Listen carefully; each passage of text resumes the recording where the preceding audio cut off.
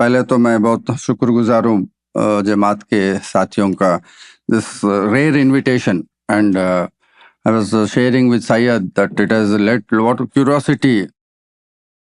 Germany से भी phone आ रहे कि जमात के साथियों के साथ क्या बात करने जा रहे हो और उनका रिएक्शन क्या है। वो मेरा स्पीच से ज़्यादा आपका रिएक्शन के बारे में ज़्यादा क्यूरियोसिटी है, तो इसके मैं भी इंटरेस्टेड इसी बात में हूँ कि हम इस पे लंबा चर्चा होना चाहिए कम्युनिटीज़ के बीच में और इंटेलेक्चुअल बाहर इंटेलेक्चुअल एक्टिविटीज़ पब्लिक एक्टिविटीज़ और जमात के काम के बीच में भी ये कुछ अलग सा सेक्लूडेड नहीं होना चाहिए। यही मेरा कंसर्न था। जब करीमुल्लाह साहब आए मेरे पास और कहा कि आपको आना चाहिए, तो I readily accepted this invitation because all communities essentially are citizens और कोई भी देश में सेक्लूडेड एग्जिस्टेंस नहीं होना चाहिए। और मुस्लिम्स को एक जैसे हम सब जानते हैं पिछले 10-1 साल में खासकर टारगेट किया जा रहा है और एक सेकंड क्लास सिटीजनशिप के तौर पे उनको पुश करने का कोशिश हो रहा है, कामयाब नहीं हुए, कोशिश हो रहा है। उसी कॉन्टेक्स्ट को एक लार्जर कॉन्टेक्स्ट में इस प्रोसेस को समझने का जरूरत है। ये सिर्फ हम अगर कौम के बीच की लड़ाई जैसे समझेंगे, हिंदू वर्सेस मुस्लिम, या इसको सिर्फ हम एक रिलीजियस कॉन्फ्लिक्ट के तौर पे अगर इसको समझेंगे तो ये बात हमें पूरा समझ में नहीं आएगा कि क्यों इतना मिसट्रस्ट कम्युनिटीज के बीच में बढ़ रहा है और इस मिसट्रस्ट को किस कॉन्टेक्स्ट में हमें अंडरस्टैंड करना चाहिए। पहले तो मैं कहना चाहता हूं कि ये जो ग्रोइंग सोशल कॉन्फ्लिक्ट्स है, ये पूरा इंडिया का मामला नहीं है, मसला नहीं है, ये पूरा दुनिया का मसला है अभी। और अब किसी भी it is this issue cuts across communities and religions. और मसला ये है, जो अहम मसला ये है कि डोमिनेंट कम्युनिटीज, चाहे वो रेशियल कम्युनिटीज हो, चाहे वो रिलीजियस कम्युनिटीज हो, चाहे वो कास्ट कम्युनिटीज हो, डोमिनेंट कम्युनिटीज पिछले 10-20 साल में are going through lot of anxiety, एक कलेक्टिव एंजाइटी के through they are going through, whether it is whites in America, Christian whites in America, whether it is Sunni Muslims in Turkey or whether it is Hindus in India. Anxiety नीचे वालों के नहीं है। History में हम पढ़े कि नीचे वाले रेबेल करेंगे, नीचे वाले अपना हक का मांग करेंगे। लेकिन पिछले 20 साल में जो दुनिया में हो रहा है, डेमोक्रेसी की चेंजेस, सोशल इक्वालिटी का लैंग्वेज, राइट्स का लैंग्वेज, जेंडर का मसला, रेस और कास्ट का मसला, जो एक कॉन्स्टिट्यूशनल डेमोक्रेसी के अंदर these groups have made some advance and there are various reasons why these groups have made this advance कि dominant communities everywhere are feeling persecuted। और हमें इस बात को एक कॉन्टेक्स्ट में समझना पड़ेगा अगर सही पॉलिटिक्स, सही, क्योंकि जमात बिलीव्स इन इंटरफेथ डायलॉग। तो हम इस बात को सिर्फ एक हेट्रेड के तहत इसको हम रिड्यूस कर देंगे तो हमें कोई बात समझ में नहीं आएगी। सडनली क्यों हिंदुओं में मुसलमान की तरफ हेट्रेड बढ़ रहा है, इस क्वेश्चन का कोई जवाब नहीं मिलेगा आपको। आप सिर्फ कहोगे प्रोपेगेंडा है, राइट विंग एक्टिविटीज है, ये है वो है वो, लेकिन मसला वो नहीं है। टर्की में कुर्दिश परसिक्यूशन हो रहा है, पाकिस्तान में सुन्नी शिया का कॉन्फ्लिक्ट चल रहा है, अमेरिका जैसे एडवांस कैपिटलिस्ट कंट्री में आज democracy is in crisis, whites are reasserting the way Trump has come back in a big way. आप वहां पे ब्लैक लाइव्स मैटर का प्रोटेस्ट के बारे में पढ़े होंगे। All societies, first aspect that we have to understand is dominant privileged communities are feeling persecuted. India में सबसे ज्यादा परसिक्यूट फील करने वाला आज के दिन में ब्राह्मण्स है। मनीष तिवारी जी जो मिनिस्टर, तो खुद ट्वीट भी कर चुके हैं कि Brahmins are persecuted race in India. अजीब सा बात है, जो सबसे ज्यादा जो सेक्लूडेड है, सबसे ज्यादा जो डोमिनेंट है, सबसे ज्यादा जो नौकरियों में है, ब्यूरोक्रेसी में है, पॉलिटिकल पावर में है, those are the communities which are feeling persecuted. और इसी वजह से जो है हमें ये राइट विंग, जिसे पॉपुलिज्म कह रहे हैं हम, जो अथॉरिटेरियनिज्म एक बढ़ रहा है देश में, suddenly there is a consent for authoritarianism, कि अथॉरिटेरियन गवर्नेंस होने से ही जो है दुनिया सही सलामत रहेगा। Changes, why did these changes come? Changes have come because of many reasons. एक तो लॉन्ग टर्म चेंजेस आप अगर देखेंगे, all data will show you that पिछले 20-30 साल में, if you take India's example, there is a wide spread reach of education from the time we got independence to now. तो 10-20% rise in literacy rate. दलितों के पास literacy schools पहुंच गए, मुसलमानों के पास स्कूल्स एजुकेशन पहुंच गया, तालीम पहुंच गया, gender women have got educated in big way. तो पब्लिक स्पेसेस में दिखने लगे ये लोग, पहले तो नहीं दिखते थे। तो नेहरूवियन समय पे सोशलिज्म फॉलो करना आसान था। जैसे हम देखते हैं ना, इक्वालिटी जो है दूर से जो नजर आता है बहुत रोमांटिक आइडियल है, इक्वल सोसाइटी बनाएंगे, लेकिन जैसे हम इक्वालिटी के करीब आते जाएंगे वो इक्वालिटी इतना रोमांटिक नहीं लगता है।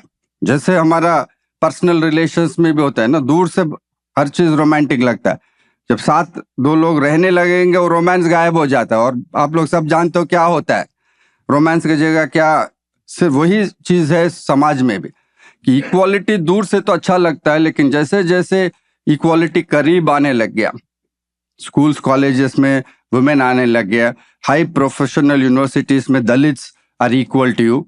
जैसे हमारा जेएनयू के क्लास में अब क्या होता है कि कोई टॉपर का भी ओबीसी, पिछले 4 या 5 साल से यूनिवर्सिटीज का जो एंट्रेंस का टॉपर्स हैव बीन ओबीसीज।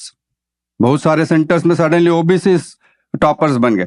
खासकर लड़कियां टॉप 10 में, हमेशा लड़कियां टॉप 10 में रहते हैं। ये जो उथल पुथल हुआ पिछले 10-20 साल में, this is not an easy transition for any society, this is not an easy transition, क्योंकि हम एक मेमोरी के साथ जिंदगी बिताते और हमारा मेमोरी में कहते हैं कि हम एक डोमिनेंट कम्युनिटी है, हम एक नेचुरल सुपीरियरिटी है।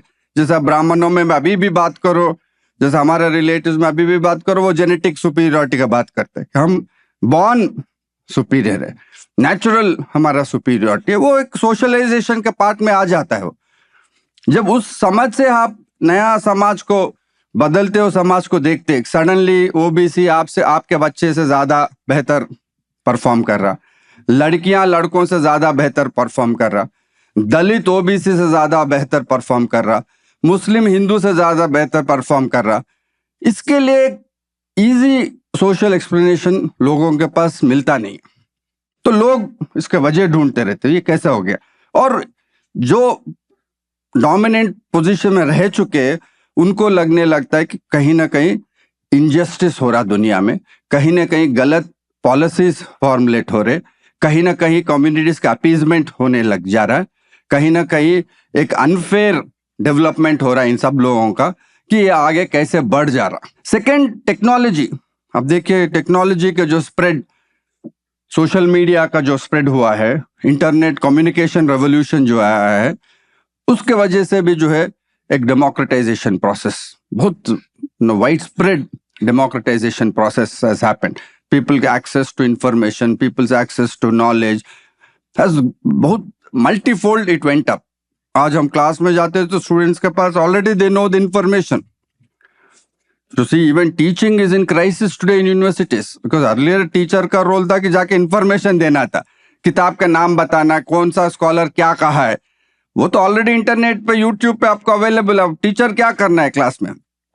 टीचिंग में क्राइसिस है। This is also a part of that, means the teacher student relation has to change. Teacher has to reimagine his role in the class. पहले के जैसे आप सिर्फ इंफॉर्मेशन दोगे, पार्लियामेंट में कितने लोग हैं, राज्यसभा में कितने लोग हैं, ये पहले पढ़ाई में ये होता था, पॉलिटिकल साइंस में। आज के दिन तो बच्चे आपसे पहले जानते हैं। आप थोड़ा हल्का सा गलत स्टैटिस्टिक्स दे दो, खुद इंटरनेट में चेक करके बता देते, सर वैसा नहीं, 500 नहीं 550 है। तो आपको केयरफुल रह के बात करना पड़ता। तो टीचर का रोल क्या है? Teaching is also in crisis because of technology, internet. Third important is market. Market का रीच जो चारों तरफ बढ़ गया है, technology of market. Equality, economic equality नहीं बढ़ा, लेकिन सोशल इमेजिनेशन में एक इक्वालिटी आ गया। जैसे आप फैशन ट्रेंड्स में देखोगे, लोगों के पास पैसा सबके पास नहीं है। जिसके पास पैसा है वो गुच्ची बैग ओरिजिनल खरीदता है, जिसके पास पैसा नहीं है गुच्ची लुक अलाइक खरीद रहा है। लेकिन फैशन सेंस उसका उतना ही है। जब मैं मेरा यूनिवर्सिटी से, मेरे घर से यूनिवर्सिटी जाता हूँ, बीच में किशनगढ़ करके एक लोअर मिडिल क्लास कॉलोनी है, वहां से मैं अर्ली मॉर्निंग देखता हूँ बच्चे कॉलेज क्लास के लिए निकलते रहते गलियों से, सारा लो वेस्ट जीन्स पहन रहे, गुच्ची बैग टांग रहे, रेबैन ग्लासेस है, सब लुक अलाइक है। लेकिन फैशन ट्रेंड में पूरा अप टू डेट है। सो नया नया मॉल्स आ गया, सब मॉल में तो जाना तो फ्री है, खरीदना मुश्किल है, लेकिन विंडो शॉपिंग कोई मना नहीं करता आपको। तो knowledge information market has also I think democratise और सोशल इमेजिनेशन। पहले जब हम सोशियोलॉजी पढ़ाते थे, हम उसको हाई कल्चर लो कल्चर में पढ़ाते थे। हाई कल्चर अलग रहता है, लो कल्चर बिल्कुल अलग। वो अब कोलैप्स हो गया कि low communities, lower middle classes भी इमेजिनेशन के लेवल पे जो है, they can easily imagine what is the latest trend and imitate कर सकते हैं। भले ही original may be they may not, but imitate कर सकते।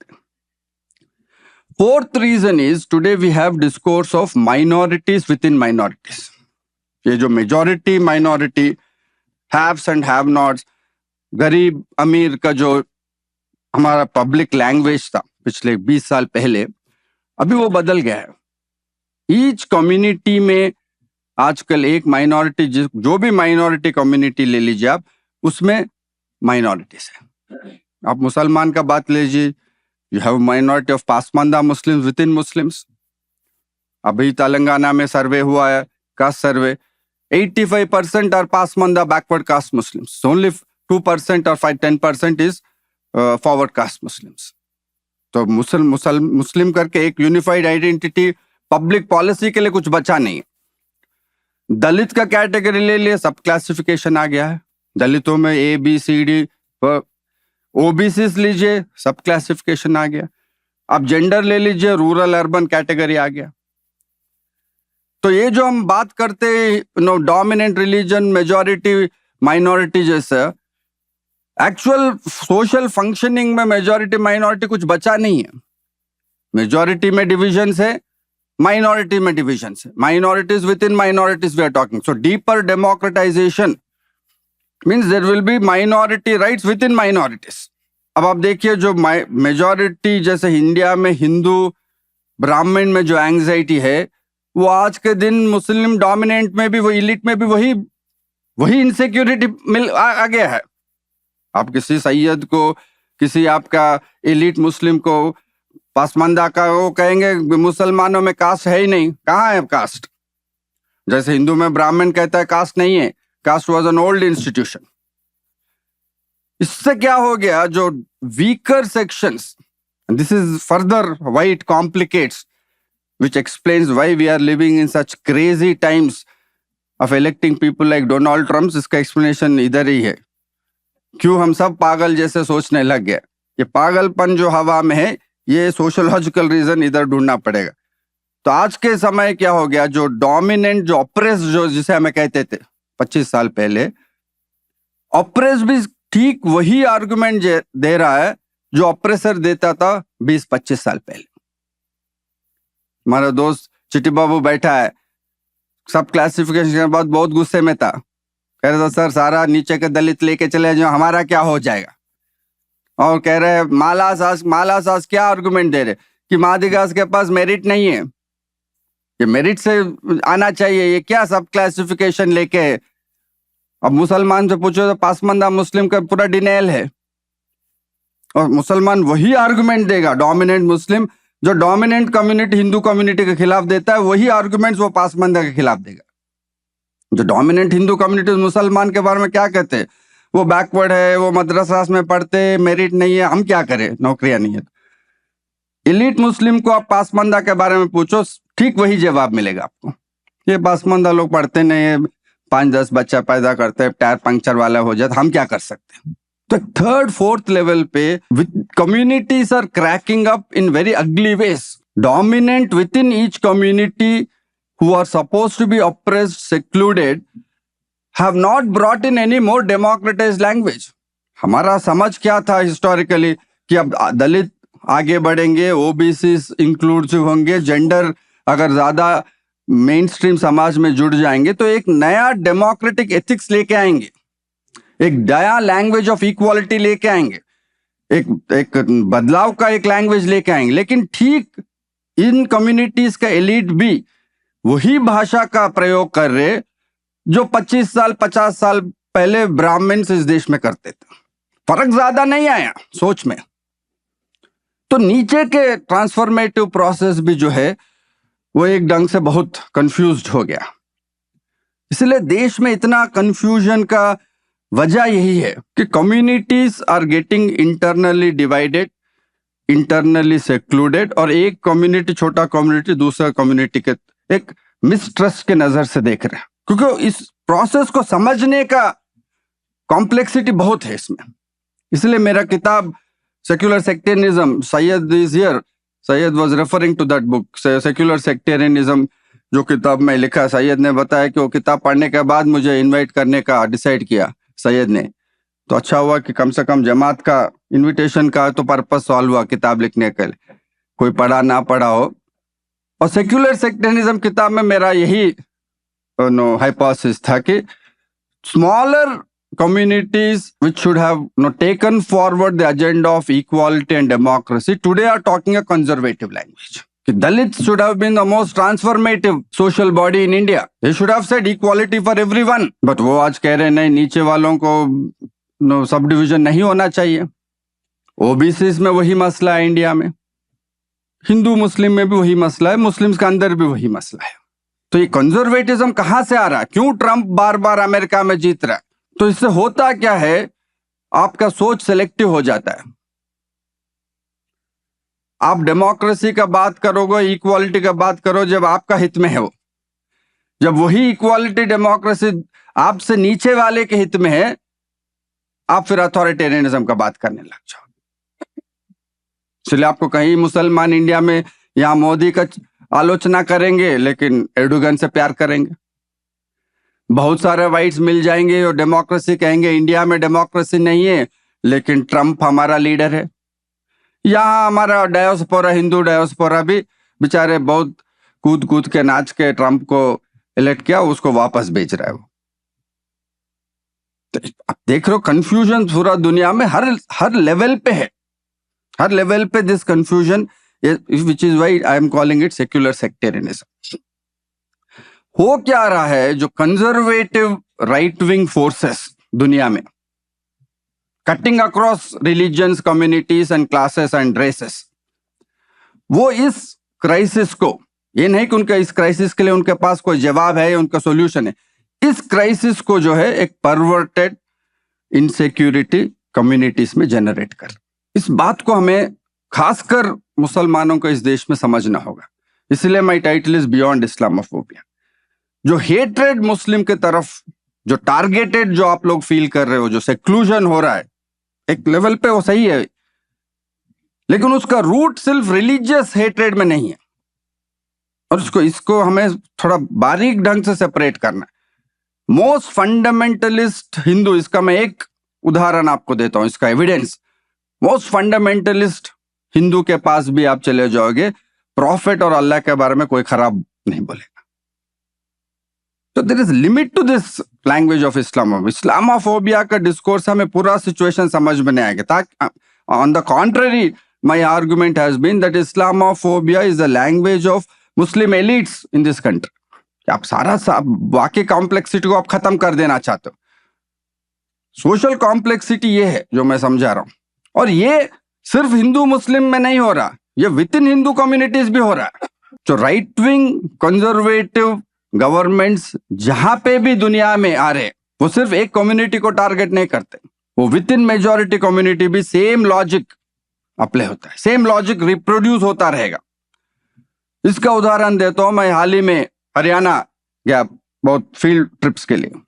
Regularly I went because Haryana में results were quite contrary to most expectations. Everyone thought it's a Congress wave, लेकिन BJP came back to power. तो मुझे लगा ये बहुत दिलचस्प नो प्रॉब्लम है, how did BJP turn 6 months के अंदर ऐसा कैसा टर्न कर दिया रिजल्ट को। तो लगातार मैं हिंदू और टेलीग्राफ में लिखा हूँ, इंटरव्यूज में जो मैं सैयद से वो शेयर करूंगा, इंटरव्यूज और वो फील्ड वर्क का रिजल्ट जो है। हुआ क्या है हरियाणा में, क्यों, why did BJP win in Haryana? BJP used exactly the same strategies it uses against Muslims, it use against Jats of Haryana. बड़ा दिलचस्प बात यह है, जब मैं हरियाणा में जाट फार्मर्स और जाट लीडर्स से मिलने गया और कहा कि भाई ऐसा कैसा हो गया कि पूरा समाज हरियाणा का आपके खिलाफ हो गया, वहां का जाट लीडर्स मुझे बताया, सर आप बताइए, BJP used same strategies that they use against Muslims, they use against us. और एक बंदा तो बहुत दिलचस्प बात बताया कि पिछले 15 साल में आपको हिंदी सिनेमा में 2 ही विलेन मिलेंगे, या तो एक मुसलमान होता है, नहीं तो हरियाणवी होता है। तो बॉलीवुड में 2 ही विलेन मिलते हैं आपको, हरियाणवी बोलने वाला गुंडा मिलेगा, नहीं तो वो मुसलमान टेररिस्ट होगा, उसके अलावा तीसरा कोई गुंडा विलेन नहीं रहता है हिंदी फिल्म में। बोला सेम ये पैरेलल डिस्कोर्सेस चलते रहे सर, और पूरा समाज में जो है, मैं बोला कैसे कॉन्फ्लिक्ट कैसे होगा? बोला छोटा मोटा लड़ाइयाँ तो होते ही रहते कम्युनिटीज के बीच में, डिफरेंसेस तो रहते ही है, जैसे छुट्टी के ऊपर किसी पान के दुकान पे लड़ाई हो गया कम्युनिटीज में, बीजेपी आरएसएस वाले आके उसको बड़ा चढ़ा के ब्लो अप करके उसको एक कास्ट कॉन्फ्लिक्ट के एंगल देते हैं। ऐसा नहीं कि कास्ट प्रेजुडिस नहीं है, ऐसा नहीं कि जाटों का कास्ट डिस्क्रिमिनेशन नहीं करते हैं, लेकिन उसका फायदा उठा के जो है BJP made Jat versus non Jat, consolidated all non Jat, Dalits, OBCs, tribals, women against Jats.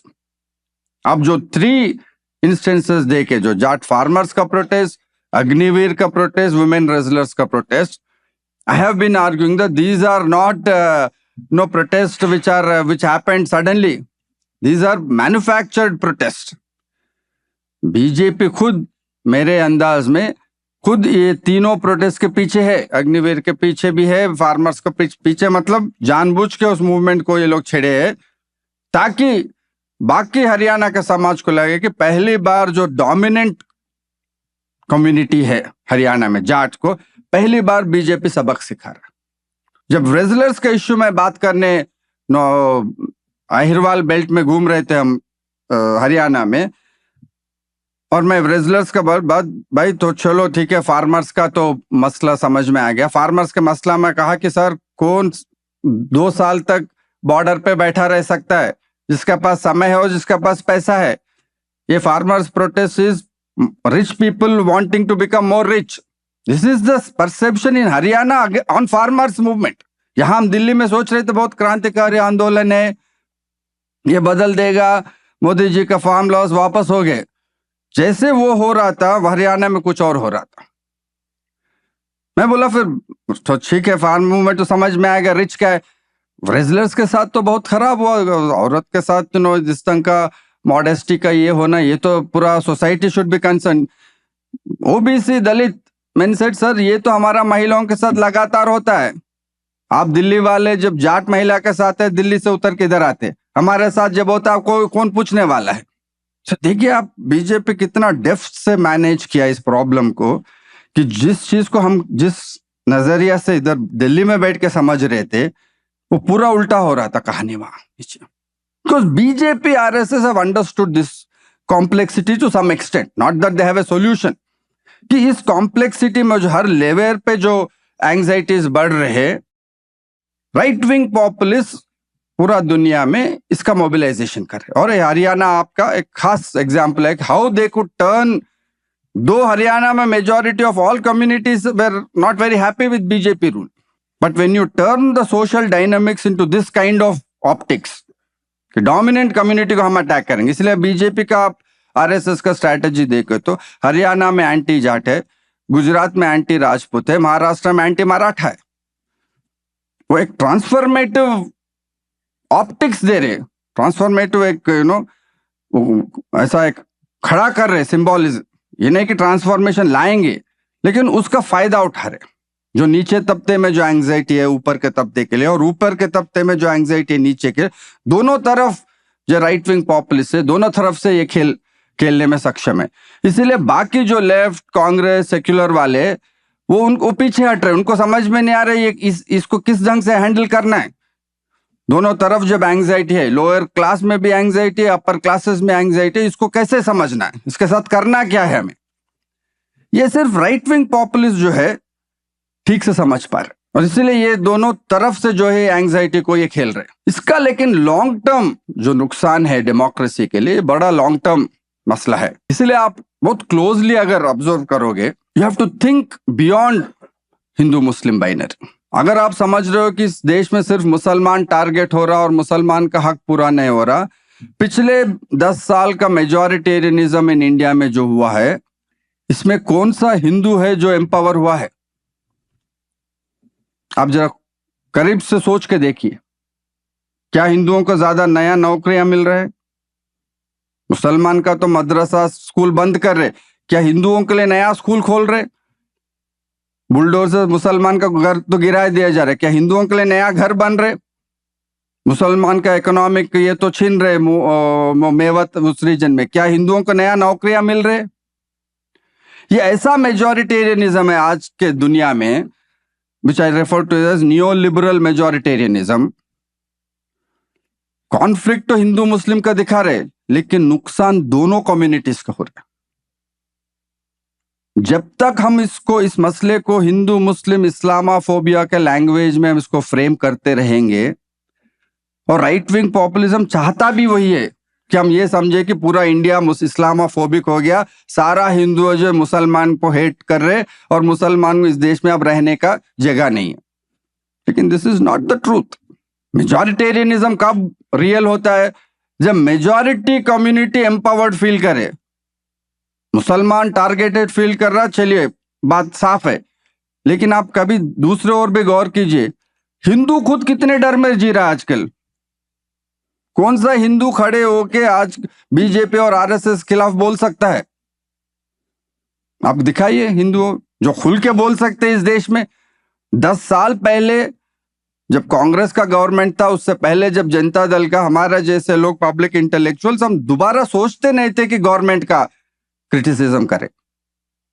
मैं कहीं पब्लिक मीटिंग्स में मैं कांग्रेस मिनिस्टर्स को डायरेक्टली क्वेश्चन किया कि आपका नीतियां किस तरह, नियोलिबरल नीतियां क्या करे, और एक we should concede to Congress that some of the ministers came and met me during lunch. बोले साहब अब सही बात क्या, हम अब आके मिले, हम बात करते इस पे।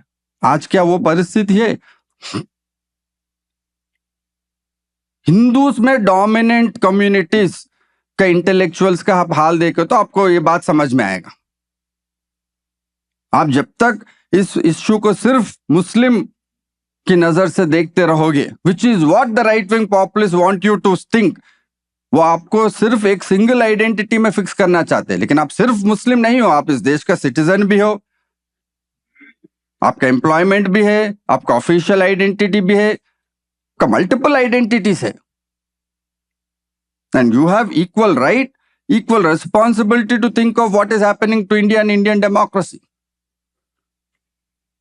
आप इस बात को अगर समझ लोगे, it's not about only Muslim being target, that in majority community is also living in some kind of fear, but उनका राहत, उनका सोलेज यही है कि चलो मुसलमान के साथ उनका बुलडोजर चल रहा है, उनका रिलीफ बस इतना ही है बीच बीच में, जैसे सिनेमा में पॉपकॉर्न मिलता है वैसा।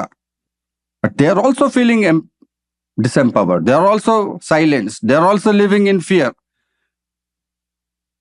बहुत कम लोग हैं आज देश में जो है, डेमोक्रेसी में नॉर्म है कि citizen can has a freedom of expression to criticise government policies. आजकल कितने लोग बोल पा रहे, या तो आप एंटी हिंदू हो जाते हो, नहीं तो आप एंटी नेशनल हो जाते हो, नहीं तो अर्बन नक्सल हो जाते हो। ये सारा टर्म्स जो है, एंटी हिंदू, एंटी अर्बन नक्सल, ये मुसलमान के लिए नहीं है, ये सारा टर्म्स हिंदू मेजॉरिटी एक्टिविस्ट के लिए, सोशल एक्टिविस्ट के लिए। आप जिहादी हो तो आपके बगल में अर्बन नक्सल है। आप सिर्फ इस्लामाफोबिया का फ्रेमवर्क से प्रोसेस को देखते जाओगे तो ये बात आपको समझ में नहीं आएगा। आप सोचोगे हिंदुओं का देश बनता जा रहा, हिंदू इसमें फल फूल रहा और हम जो है पीछे रह जा रहे। Economic survey shows that since 2018 and 19, 75,000 government schools have been closed down. और ये गवर्नमेंट स्कूल में कौन बच्चे जा रहे थे? हिंदू का बच्चे जा रहे थे।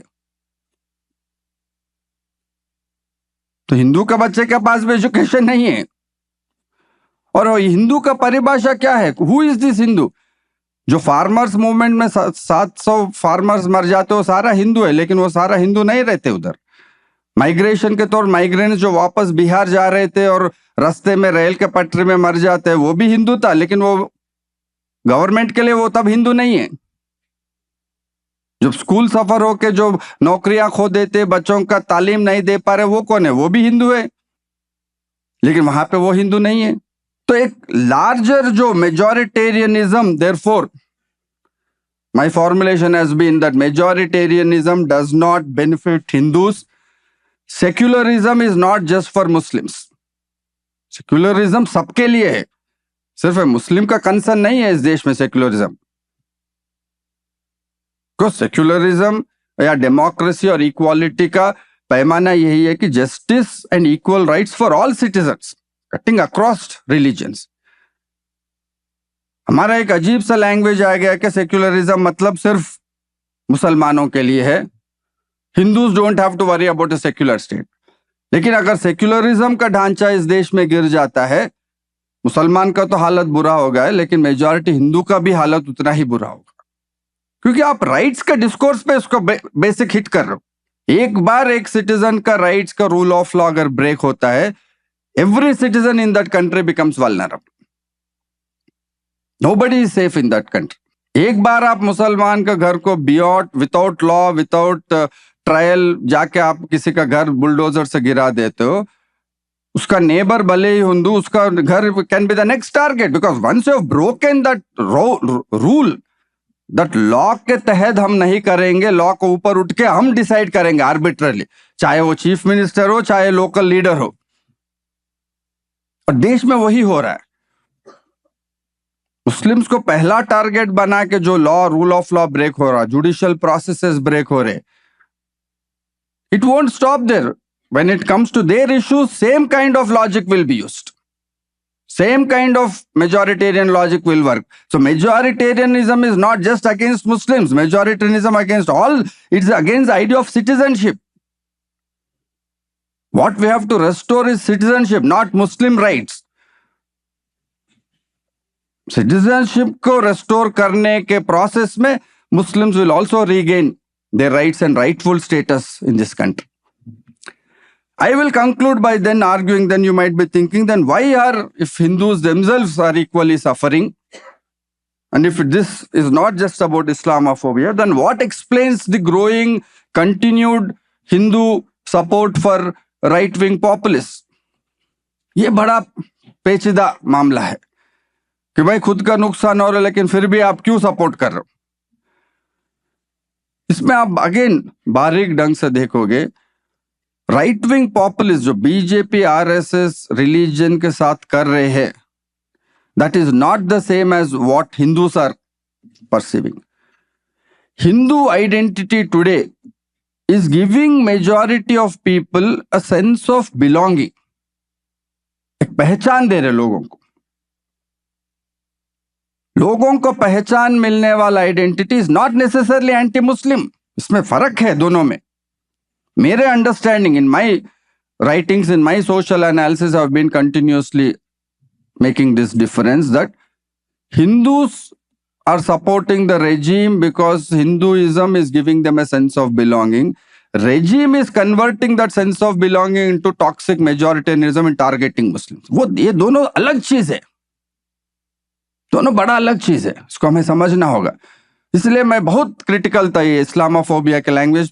पहले दिन से हमारा सेक्युलर लेफ्ट फ्रेंड्स बड़ा नाराज रहते मेरे से कि भाई पूरा इस्लामोफोबिया दिख रहा है तुमको आंख के सामने, अब तुम कह रहे हो Islamophobia is not a sufficient category और Islamophobia is not the language that is useful. अभी भी आप गांव कस्बे में चले जाए, जो मैं लगातार अपने सर्वेस के लिए जाता हूँ, हरियाणा हो, यूपी हो, कहीं पे भी हो, अब किसी सर्वे में लोगों के साथ बैठ के बात करो, 4 जाट या 4 हिंदू रहे तो 2 मुसलमान बगल में बैठ के आराम से बात करते हैं।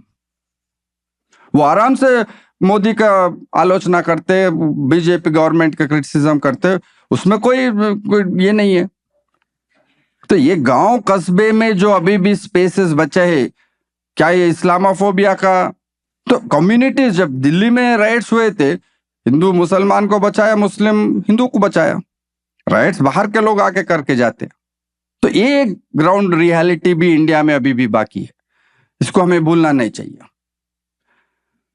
इसको, इस देश को एक इस्लामोफोबिक देश बनाना चाहते हैं कुछ ताकतें, दिस इज रियल, बट ये फैक्ट बन गया और सारा लोग बीजेपी को इसीलिए वोट डाल रहे क्योंकि पूरा वो मुस्लिम विरोधी है, ये गलत बात है। बीजेपी को वोट किसी और वजह से मिल रहा, आरएसएस का एक्सपेंशन किसी और वजह से हो रहा है। ये जो मैं पहले पार्ट ऑफ माय लेक्चर में समझा कि कॉम्प्लेक्सिटी जो सोशल समाज में आ गया, ग्लोबलाइजेशन आ गया, हमारा वजूद क्या है, हमारा सेंस ऑफ आइडेंटिटी क्या है, ये civilisational question every community is asking all over the world. अब टर्की में चले जाए वही मसला है। यूएस जैसे देश जिसका 400 साल हिस्ट्री है, वो पूछ रहे, हिंदू जैसा इंडियन देश जो 5000 साल पुराना है, तो पूछने में तो वो वाजिब क्वेश्चन है कि हमारा इसमें सिविलाइजेशनल आइडेंटिटी क्या है। तो इस क्वेश्चन को हम नकारना नहीं चाहिए। इस this question itself is not a communal question. अगर लोग कहते हैं हम हिंदू आइडेंटिटी को सेलिब्रेट करना चाहते हैं, हमारा way of life is Hindu way of life, इससे हमें कोई लड़ाई नहीं है। But that way of life is should necessarily be anti other religions. Our religion and race is superior to other religions. वो not only Hindu, any religion thinking that we are superior to other religions. Our way of life is superior to other religions. We are here to teach others. वो गलत है। तो इसमें फर्क है। मेरे नजरिए में आम लोग इस सोच में नहीं है।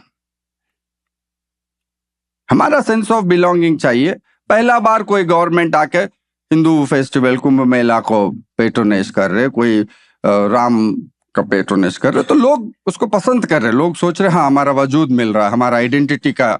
गवर्नमेंट, कुछ लीडर्स, कुछ ताकतें उसको नेसेसरली, इसलिए आप देखिए वो मुस्लिम आइडेंटिटी बार बार वो हेट्रेड नॉन इश्यू बनता है तो बार बार नीचे गिर जाता। दिल्ली इलेक्शंस में क्या हुआ, इतना दहशतगर्दी कर दी गई, शाहीन बाग हो गया, जोर से दबाओ नहीं तो मुसलमान आ जाएंगे, क्या हुआ? आम आदमी के में 67 सीट्स। क्यों? अगर हिंदू में इतना एंटी मुस्लिम फीलिंग है तो क्यों वो लोग बात नहीं माने? तो जहां पे भी राइट विंग आ रहा है, इसका मतलब सिर्फ ये नहीं कि लोग इस्लामोफोबिक बनते जा रहे इसीलिए। और बहुत सारे आप स्टैटिस्टिक्स देखेंगे, attacks, violence against Muslims is an organised crime in India. Spontaneously नहीं हो रहा कि लोग अपने आप आके जहां मुस्लिम को देख रहे पीटने लग जाएंगे। Muslim is a common figure in India in market place. आपको इस्लामोफोबिया अगर सही रूप में देखना है तो आपको यूनाइटेड स्टेट्स जाना चाहिए, आपको यूरोप में मिलेगा। मैं बहुत फ्रीक्वेंटली जाता रहता हूं। आप बड़ा शहर सोच के किसी छोटे शहर में आप फ्लाइट पकड़ के जाओ, अजीब अजीब नजारिया मिलेंगे। एक बार मैं जा रहा था लंदन से स्कॉटलैंड, वो जो छोटा एयरक्राफ्ट मिलता है, वो छोटा एयरक्राफ्ट में हम लोग बैठे थे, उसमें एक मुसलमान दाढ़ी के साथ था और फ्लाइट टेक ऑफ करने से पहले फोन उनका आया, पूरा फ्लाइट अलर्ट हो गया। ओ देखिए देखिए, वो एयर होस्टेस भाग के आ रही थी और उसको बोल रहे थे अब फोन बंद करो, ये हो गया। आप बताइए क्या इंडिया में पॉसिबल है? सोच के देखिए आप, सरोजनी नगर आप चले जाए, चलते 10 मुसलमान चेहरे आपको दिख जाएंगे टोपी और दाढ़ी के साथ। कौन मुड़ के दोबारा भी देखता है इधर? कौन सोचता है कि कोई टेररिस्ट जा रहा है? यूनाइटेड स्टेट्स में ये हाल है, यूरोप के छोटे शहरों में ये हाल है, इंडिया में नहीं है वो। तो I think we should think beyond Islamophobia, and this is where I think Jamaat kind of organizations that are now wanting to work through the frame of secularism and democracy, हमें एक बड़ा स्केल पे एक क्राइसिस, नियोलिबरल इकोनॉमिक क्राइसिस भी है। जमात ऐसे socio religious organisation, आपका religion में जो ट्रांसफॉर्मेटिव व्यू लाइए आप समाज में, वो चाहिए हमें। Different type of transformative philosophies चाहिए, लेकिन आपको भी सीखना होगा। बाकी रिलीजन से, बाकी कौम से, बाकी फोकलोर से, दोनों तरफ ये लर्निंग चलना चाहिए। लेकिन मुस्लिम्स का इस देश में डेमोक्रेसी बचाने में बहुत अहम, next 10-15 years this will decide all our collective future. ये सिर्फ आप इस्लामोफोब या सिर्फ आप मुसलमान का ही बात करेंगे, सिर्फ मुसलमान का हक का बात करेंगे, ये नहीं चलेगा। This will help reinforce right wing authoritarian rule. और जमात का यहीं पे एक हिस्टोरिकल रेस्पॉन्सिबिलिटी है, you should speak about injustice wherever it happens. जो मणिपुर में हुआ उसका भी रेस्पॉन्सिबिलिटी जमात को उठाना है। जो ट्राइबल्स के साथ सेंट्रल इंडिया में हो रहा वो भी रेस्पॉन्सिबिलिटी जमात का ही है। क्यों? Christians, tribals, Dalits, this is part of the citizenship project. Jamaat is not here to talk only about Muslims. If you add the idea of the social in your organization, then you are not a Muslim organization. Muslim is one of your philosophies. Muslim Islamic philosophy में, because Islam was a social revolution of its times. उस transformative philosophy को आप जो है आप modern times का, जैसे मैं पहले बार जो विजिट किया और करीमुल्लाह साहब थे, पूरा आपका इसमें घुमाया, हॉस्पिटल में भी गया, आपका स्कूल में हम लोग देखे, उसमें आप यही करना चाहते हो कि एक सोशल डेमोक्रेटिक विजन को लाना चाहते हो। अगर सोशल डेमोक्रेटिक विजन को लाना है तो Islam is a philosophy, it's not just a religious. Yes, आप लोगों के लिए रिलीजियस आइडेंटिटी है, उसको आप फॉलो करो, लेकिन उस रिलीजियस फिलॉसफी में अगर आप सोशल डायमेंशन ऐड करना चाहते हो, इसका मतलब है you should begin to speak about wherever there is injustice. ये नहीं कि सिर्फ शाहीन बाग में सीए है तो आप सड़कों पे उतरोगे। और ये मॉडर्न सेक्युलर इमेजिनेशन कहीं ना कहीं हम लोगों को सबको गेटोवाइज कर दिया। दलित सिर्फ दलित का बात करेगा, ओबीसी सिर्फ ओबीसी का बात करेगा, ब्राह्मण तो खैर सिर्फ अपना ही बात कर रहे थे पिछले 5000 साल से, मुसलमान सिर्फ मुसलमान का बात करेगा, क्रिश्चियन सिर्फ क्रिश्चियंस का बात करेगा। तो होता क्या है? अब केरला में जाके Syrian Christians have become Islamophobe, anti Muslim हो गए। अगर हम दूसरे कम्युनिटीज को, because our rights, our citizenship is dependent on the citizenship of other communities. This is the basic philosophy of democracy. ये बात हिंदुओं को भी हम जहां भी जा रहे यही समझा रहे, भाई मुसलमान का अगर घर गिराने में, सिटीजनशिप छीनने में आप खुशियां मनाओगे तो कुछ दिन तक रहेगा वो खुशी, लेकिन उसके बाद आपका बारी आएगा। अब जहां पे भी आप थियोक्रेटिक स्टेट्स का हिस्ट्री देख लीजिए, पाकिस्तान का आप हिस्ट्री उठा के देख लीजिए, क्या हुआ है? दे स्टार्टेड टारगेटिंग हिंदूज, उसके बाद क्रिश्चियंस, उसके बाद अहमदियास, अभी शिया सुन्नी चल रहा है, शियाओं का मस्जिदों में बम गिरा रहे, इधर सुन्नी, वो रुकता नहीं है एक जगह। आप एक कम्युनिटी को टारगेट करके रूल ऑफ लॉ गिरा दोगे, जस्टिफाई करोगे, वो एक कम्युनिटी ऐसा नहीं था कि हिंदुओं को भगाने का और क्रिश्चियनों को भगाने और पाकिस्तान अहमदिया सुन्नी शिया आराम से रह रहे, नहीं होगा वो। यही मैं जब हिंदू इसमें जाता हूँ समझाता हूँ, ये भूल जाओ, आप पूरा मुसलमान को भगा दोगे और आप खुश रहोगे, नहीं होगा। कि वही सोच जो है आपके अंदर के लड़ाई में भी होगा। आप साउथ दिल्ली में आइए, जहां मैं रहता हूँ, कॉलोनी में क्या होता है, मुसलमान को रेंट पे नहीं देते, सिर्फ एक्सक्लूसिव हिंदू कॉलोनी है। आप एक बार आके देखिए उधर लोग कैसे रहते हैं। क्या आप सिर्फ हिंदू है तो सब खुश है? वही लड़ाई है जो बीच में दिन भर लड़ते रहते। सब पैसे वाले हैं, सबके पास 3-3 गाड़ियां हैं। हमारा वाइफ आए तो she goes and negotiates all this conflicts. मेरे पास टाइम नहीं है, वो जाती रहती है। मैं बोलता हूँ टाइम वेस्ट है। सब हिंदू है वहां पे, एक ही कास्ट के, सब अपर कास्ट भी है। वो ऐसा दलित ओबीसी भी मेरे ख्याल से वहां कोई नहीं। क्या सिर्फ अपर कास्ट मनीड सिक्योर्ड क्या खुश है? नहीं है, क्योंकि उनका जहन में जो था कि दूसरा इंसान को टारगेट करके हम आगे बढ़ सकते, वो आपस में भी वही लड़ाई होगा। हमारा लड़ाई सोच से है, हमारा लड़ाई हिंदू मुस्लिम वाला नहीं है सर, आगे बढ़ के सोचना है हमें। इस सोच के ये जो सारा कॉम्प्लेक्सिटी हिस्ट्री में जो है, इंडिया में इस कॉन्टेक्स्ट में Muslim has become the primary target. इतना आप कह सकते हो, इस बात का मानना पड़े। लेकिन इसका जड़ ना मुस्लिम से शुरू होता ना मुसलमान में खत्म होगा। जमात को जब आप अपने ऑर्गेनाइजेशन की तरफ से मुस्लिम राइट्स का बात करोगे, उसको एक एक्सपेंसिव राइट्स के बारे में बात करना पड़ेगा। You should be equally concerned about tribal rights. You should be equally concerned about Christians. You should be equally concerned about gender. जहां हमारा ये यूनिवर्सल कंसर्न अगर नहीं है, मेरा ख्याल से वो सेक्टेरियन सोच है, और वो सेक्टेरियन सोच हमेशा जो है राइट विंग कंजर्वेटिव फोर्सेस को ही मदद करने में, और मैं समझता हूं इस कॉन्टेक्स्ट में Jamaat will play a very transformative and progressive. इस होप के साथ इस मौका देने के लिए धन्यवाद। Thank you.